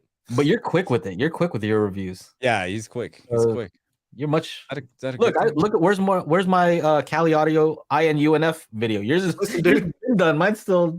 Dude, I'm single now. What else have I got to do? Like, I mean, let's be real. Like, I mean, I'm single now. Like, the only other thing that I do, I go to the gym, I go to work, I go ride my BMX with my buddies, and I hang out with my awesome daughter on the weekends. But that's pretty much it. That's all I've got to do anymore. So that's awesome. You guys got together and made something really valuable, and some people are very, very jealous. So possibly that's a spatial audio calibration tool. Disc just broke the science of immersive sound. Thank you guys for such a wonderful product. Bravo. Thank you. So he's in incognito mode. That guy. his avatar is for sure. Private browsing. Hey boys, I just did the speaker pair test after your video. Cranked Batman versus Superman for my kids. Love it. Awesome. Also another one. Please explain this pro audio for home theater use. I don't get it. And they complain about ASR Synad. Who? I mean, look, certain products are made for certain purposes, and since I put on live events almost every weekend, I would rather use something made for live events in my live event than I would use in my home theater. And conversely, I wouldn't want to use something made for home theater in my live event because it's probably not going to work out. Imagine bringing out like some some super expensive high-end speakers to one of those events and some dude spills a drink on it. You're like, no. I've seen B&W like Diamond 800s like right by a DJ, like, and they were DJing. I'm like, God, baller DJ. Who's that? Like, I don't know, some girl, but like they were just having this event. I'm like, well, what's gonna happen with the bass? Because I've heard those things, and man, if they gotta have some subwoofers going. Because I mean, but majority of the time, it's like always light jazz or something like that. So I don't know. So there's a purpose for everything, right? Right. For its purpose. Exactly. Wendell says, Joe, you have the new Spears and Muscle disc. Have you used it yet? Oh, we already kind of covered that. Yeah, I think for video, there's no denying. It's like they're the ones to get. If you want to calibrate video stuff and you don't want to get your, I guess theirs is also for professional calibrators too. Yeah. They're the ones to get. They also have a bunch of the last one that I have has a bunch of test video that was shot in 8K that has 10,000 nits. They have their reference disc. If you want to see how a specific TV does in their tone mapping, let's say 1,000 nits, right? After 1,000 nits, the TV takes on the tone mapping. So you have certain movies and certain clips that are recorded in 4,000 nits or 10,000 nits. And if you actually want to compare TVs, that's the kind of content you need, and they made that available on their disc. So for video stuff, it's fantastic. Yeah. Pros and cons of having vaulted ceiling in your main room, home theater room. It sucks. I have vaulted ceiling. Sucks.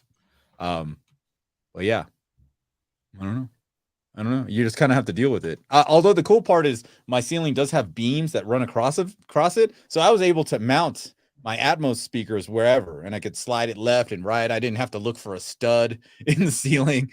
The beam itself was the stud. Yeah, I would say maybe one pro. There's the stud. I'm gonna do this just in case on playback it doesn't work, but there's the stud. So I guess maybe one of the pros, if you want to think positively, is maybe a vaulted ceiling might be better than having a really low ceiling.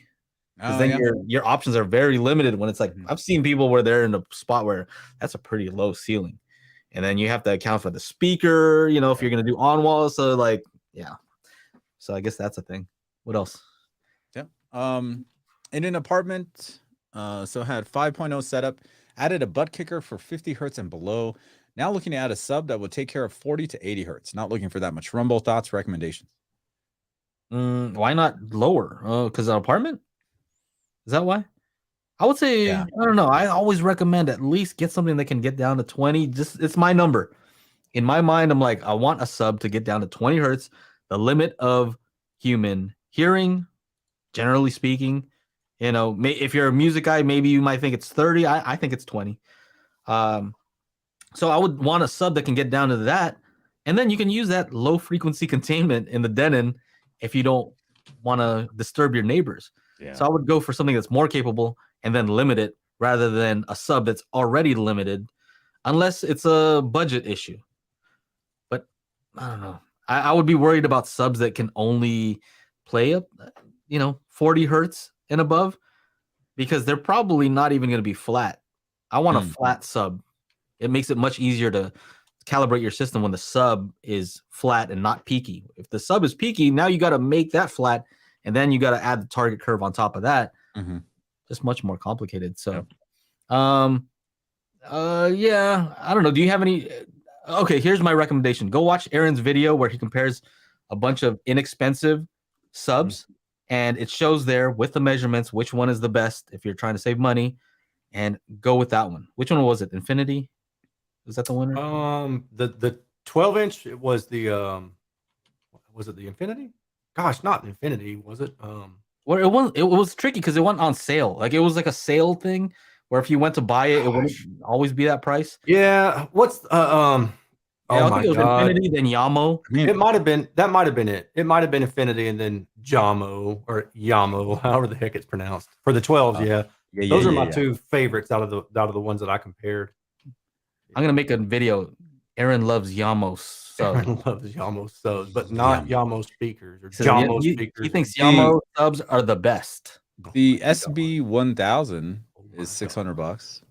It's not that. Yeah, that Jamo speaker, man, that thing's like $250 regular price. And then like sometime back in October or so of last year, they were down to $175, and I'd thrown it up on my YouTube page, and I was just like, hey, here's an affiliate link. If you buy through it, you're going to help me out, but you don't have to. You can always Google it, whatever. I don't care. Dude. And then like 1 or 2 days, I think 30 of them sold. Like I had 30 sales through my affiliate link. Dang. 4% on $179. Let's see. 179. No, it's a jack shit. Times 4. Times 30. I like this one. You haven't reviewed this one yet. But I would love to hear what you have to say about this one. 8-inch, so not a big sub. You can't expect to get super loud, but you're talking about apartment. I measured this down to 24 hertz at a very reasonable volume, and the price is $314. Sometimes it goes less than that. I like this one. Yeah, another Dan Romer design. Yeah. Big Splang asks for Aaron. Saw your video on the purified drivers. Worth spending 50% more for a speaker with the 8-inch. I have 2 subs already, so not sure if I need the extra low end of the 8-inch. If it's a 2-way, then maybe. But since you already have a sub, I'm assuming you're probably running 3-way for car. Most people in car radio do. I would say no. If you're running a 2-way and you're going to try to run on extra load, then yeah. But otherwise, I don't think, not for car audio. I don't see the point. I can't. I've been seeing that Bucart added a new speaker with that purified driver. I can't get over the look of that thing. It's definitely a weird looking speaker. Please, like, if you're gonna use it, like, I understand that it's probably awesome. Yeah, and put a grill on that. At a certain, I just can't. It's screwed up, but I just look at them like, ugh. They've got a new 10-inch now that looks pretty freaking awesome. They've got a tweeter design that I can only imagine. And the really cool thing about that tweeter is they've got it in a waveguide where it doesn't really limit the dispersion, and it still does a good job of keeping the dispersion like what's what I'm looking for here, like even, like a typical waveguide is supposed to do, right? But usually waveguides will kind of narrow the dispersion on the top end. And this one doesn't do it. I think it still keeps it like plus or minus 50 or plus or minus 60. And that's pretty good for a dome tweeter and a waveguide. I mean, usually it's plus or minus 40 or 50 is what I typically see. And that would be on the wider side of things normally. So anyway, I did ping them and I was just like, hey, when you guys get done with this sample speaker you got, send it to me because I would really be interested in testing it.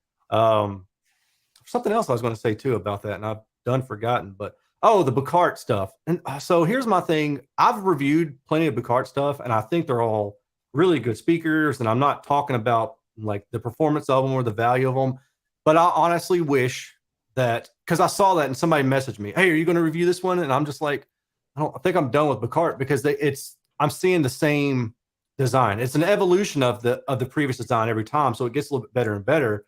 But just aesthetically, it looks like the same. And I'm just kind of like, I'm waiting for them to do something completely different. No more of that big, waveguide with the driver and that slanted enclosure. Like, I want to see them do something different.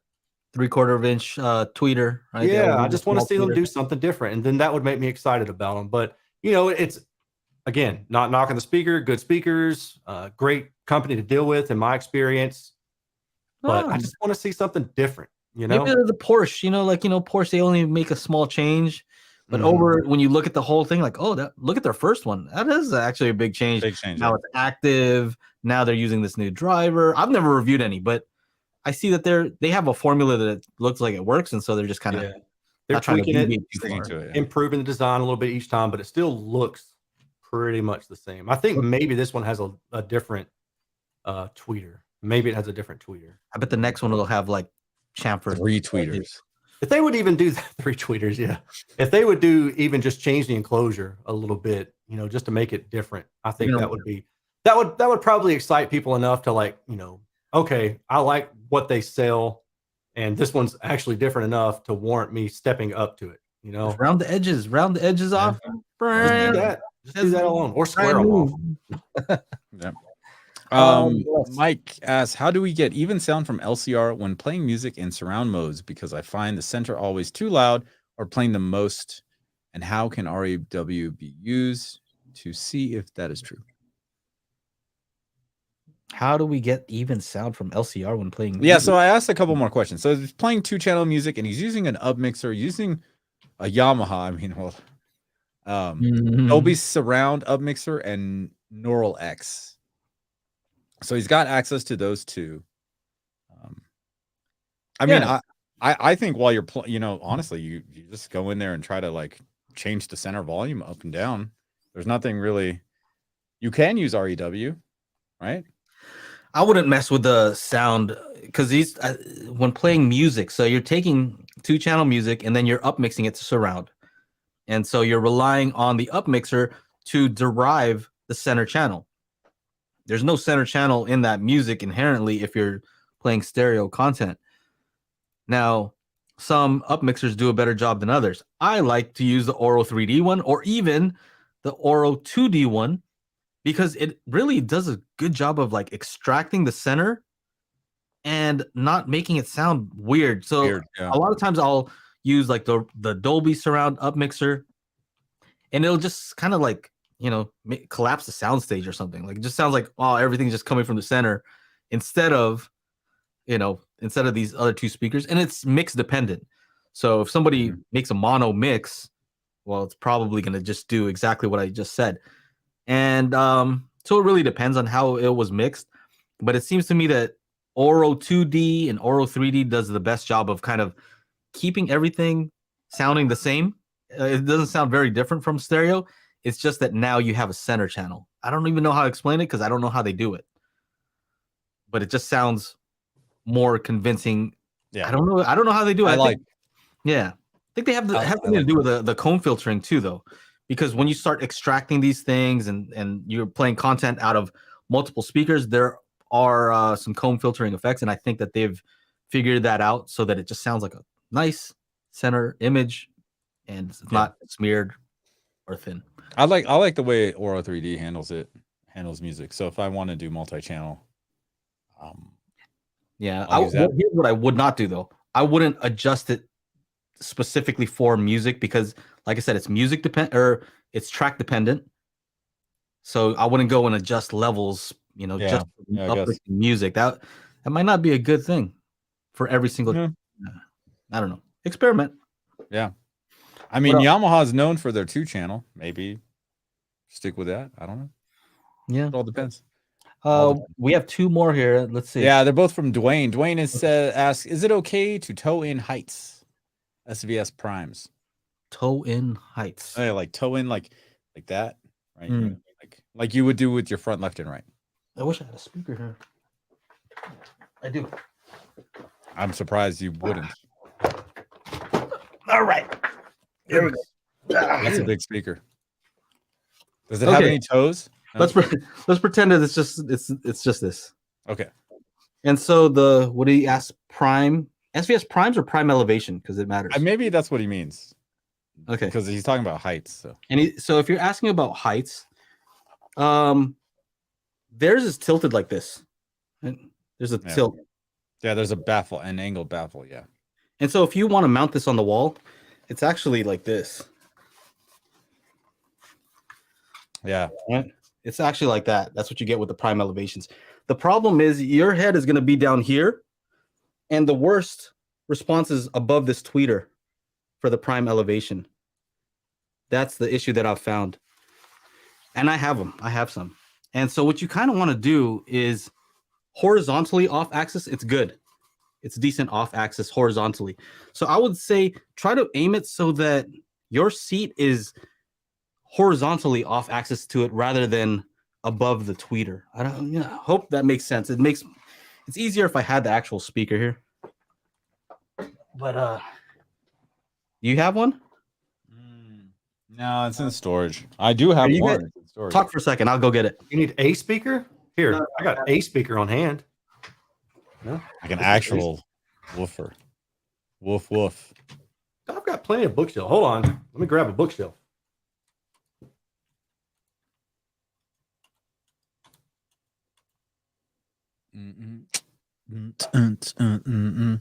So I guess, yeah. So yeah, Parker, I think that was the answer to the question was yes. Yes. So tow them in. Oh, there you go. Oh, which one is that? That is a good looking speaker. Acoustic Energy. Oh, I haven't heard of that company in a while. Yeah. It's a pretty cool looking speaker. Sound wise, like it's not terrible, but they're reasonably priced. So anyway. So this is the prime elevation. A lot of people use these for heights. I had them set up for heights for a long time. So you can set up all on wall. So on wall would be like this. And your head is down here, right? Because it's high up on the ceiling. But Aaron, you've kind of measured these SVS ones. The worst is always like here. Yeah, above the tweeter, or in that case, below the tweeter if it turned upside down. Yeah. It's not exclusive to this. This is like most two-way designs. Yeah. And so your head is down here, so you're getting the worst response from the speaker. It would be much better if this was angled and it was like this, where you were below, right? That would be more acceptable. That'd be better. So the best that I've found when using something like this is putting it up on the ceiling. So let's say I'm here, right? Here's my head. I could either do it this way, in which case tweeter, worst response here. Or I could set it up sideways like this, and now I'm horizontally. And this way sounds better. Does that make sense? So I don't know if that answers your question specifically, but try to be horizontally off axis to most of these two-way speakers. If it's a concentric, then it doesn't matter. But if it's a two-way, try not to be below the tweeter in this case. So is the answer yes or no? It's no, right? Is it okay to tow in the heights? Depends on what's the tow in. You know, it depends on the speaker, right? Like if you said it was a concentric design, they could probably do it. Concentric doesn't really matter as much. Yeah. Okay. Not from the standpoint of like what I'm just describing here. And then the other question was, is upmixing Auro 3D at level 16 okay? That's pretty high. I mean, that's the max. And usually I don't like to run stuff at max just because I figure, yeah, they probably did that for the extreme people. But if it sounds good to you, I guess you can do it. There's no right or wrong. Yeah, if you like it. Yeah. See if you like it. I usually keep it at default, but that's it. Me too. Default. Yeah. I like default. Already sounds good. Real quick, we have an audio-only version of this podcast at anchor.fm/daily HiFi. And yeah, it's an awesome thing if you want to just listen to us and not have to look at us. What else? After show is patreon.com/daily HiFi. So if you are a patron, then you get to talk to us and we can talk about all kinds of stuff, answer your questions specifically. And you get to listen to Fred a little bit. Yeah, a little bit, tiny bit. And it supports what we do here. That's it. That's all I got. Yep. Good seeing you guys, by the way. Chana, good to have you back after your little vacation. Dude, this month was ridiculous. All right, so I'm glad to be home. I got so much to do. Today's another 24-hour day. I woke up at 10 a.m. Probably going to go to sleep at 10 a.m. tomorrow. So I'm back on the grind, and I got a lot of videos to do. My editor's like, hey, are there any more videos coming through? I'm like, yeah, I got to make them. So just sit tight there, buddy. They'll roll on through. But yeah, good to see Aaron again. Good to see. Well, not to see Aaron. Good to see you, man. You talking about waking up? You say you didn't go to bed until 10 a.m.? No, I finally got some sleep last night. I got up today at 10 a.m., but Monday's my 24-hour day, so I'll be going to sleep at 10 a.m. 9 a.m. maybe if I'm lucky. I got to get a bunch of orders out, and a lot of people ordered over the holiday, so I got to get all that stuff ready tonight so I can go deliver it, drop it off, and then try to deal with some international shipping stuff. Enjoy that. Yeah. But hey, we got to have a plan for for audio advice. We got to figure out what we're gonna do. Like, dude, after the show's done. I figured we just run amok, man. I know. That's exactly. Yeah, that's the plan. Set the city on fire, dude. Get a nice dinner. I want to pretend like I'm there. Go, dude. You don't have to pretend. Yeah. I don't want to go. Dude, anyway. I'll get a room with a pull-out bed and you can sleep in the bed with me. Wait. Again, just like Aaron said, yeah, let's get on a flight and just book the same seat. And then you in my lap. Make people uncomfortable. So you know what? You know how you have a designated driver? And you invited for the bed thing. Ike will be at audio advice, so fill in for me. Ike will be Joe's proxy for sharing the bed with Aaron. Just watch out for his clipple. Yeah, guys. Right. Careful, Ike. Right. It takes up a lot of room. Oh man! After show at patreon.com/daily HiFi. Make sure you go to Patreon, become a patron, and we can do this after the show where we get a little loose, wild, and crazy. Yeah. Yes. But on behalf of myself, Joe, and Aaron, thank you guys so much for hanging out with us. Again, we do this every Monday. We start at 4 p.m. Pacific, 7 Eastern. And yeah, if you're watching on the replay, make sure you're here during the live show, ask some questions, and have fun. That's it. See you guys. Have a great one.